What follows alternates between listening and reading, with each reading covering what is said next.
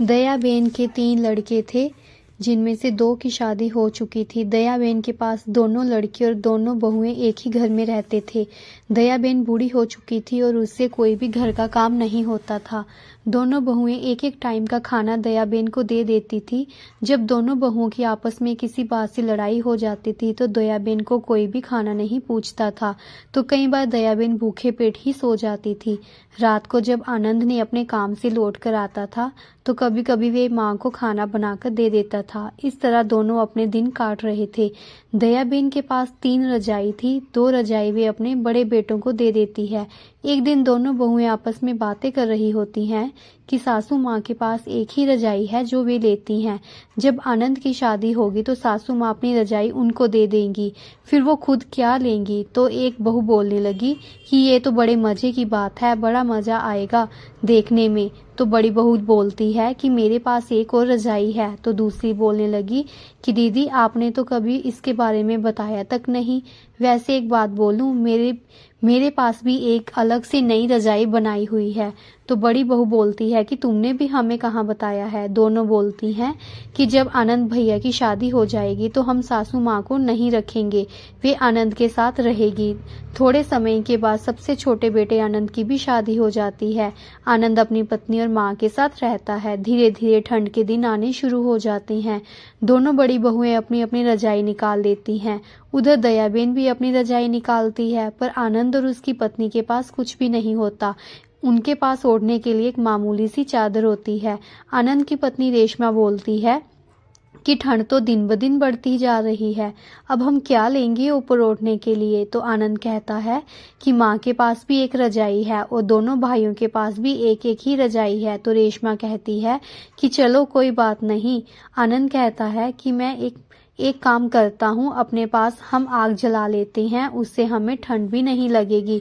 तो आनंद बाहर जाकर कुछ लकड़ियाँ लेकर आता है और अपने कमरे में आग जला लेते हैं। ठंड बहुत ज़्यादा थी जिससे रेशमा को ठंड लग जाती है और वे बीमार पड़ जाती है। जब सुबह होती है तो आनंद अपनी माँ को बोलता है कि माँ, रेशमा को सर्दी के कारण ठंड लग गई है। तो माँ कहती है कि तुम ऐसा करो कि मेरी रजाई ले लो।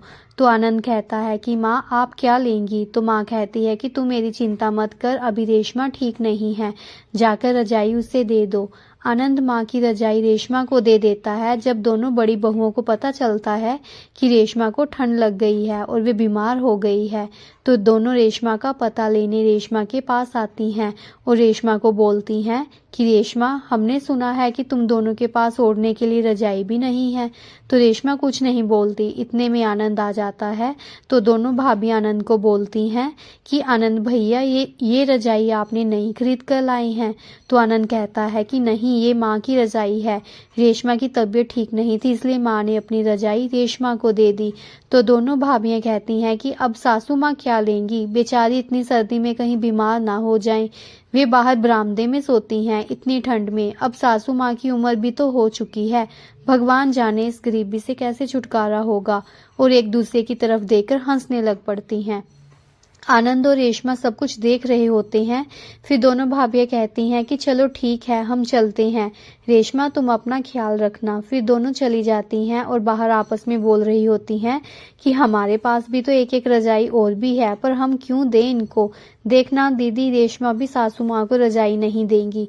वापिस आनंद उनकी बातें सुन रहा होता है और रेशमा को कहता है कि ये हमारा यहाँ पर उपहास उड़ाने आई थी या फिर हालचाल पूछने। रेशमा कहती है कि मेरी तबीयत अब ठीक लग रही है, हम माँ जी को उनकी रजाई वापस कर देते हैं। तो आनंद कहता है कि तुम ठीक कह रही हो। दोनों माँ को उनकी रजाई वापस कर देते हैं। तो माँ कहती है कि आनंद तुम दोनों रजाई ले लो, दोनों बड़ी बहुओं के पास है एक एक रजाई और मैं उनसे मांग लेती हूँ। तो दोनों बहुएं बोलती हैं कि हम क्यों दें आपको अपनी रजाई। दोनों बड़े बेटे भी बोलते हैं, पर दोनों को कोई असर नहीं होता और रजाई देने के लिए मना कर देती हैं।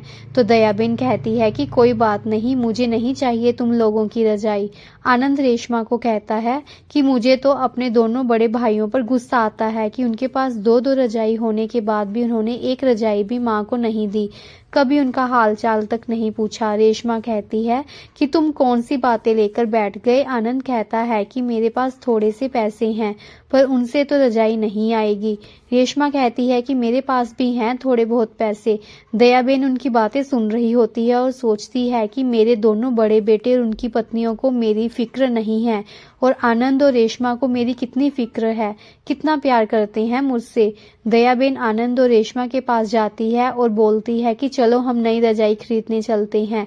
रेशमा कहती है कि माँ पैसे नहीं हैं, तो माँ कहती है कि कोई बात नहीं, मेरे पास हैं कुछ पैसे। रेशमा और माँ नई रजाई खरीद कर लाते हैं। ये देखकर दोनों बड़ी बहुएं जलने लगती हैं और शर्म के मारे अपने अपने कमरे में चली जाती हैं। तो फ्रेंड्स, अगर आपको मेरी कहानी अच्छी लगी हो तो प्लीज़ चैनल को लाइक, सब्सक्राइब, शेयर और कमेंट ज़रूर कीजिएगा। धन्यवाद।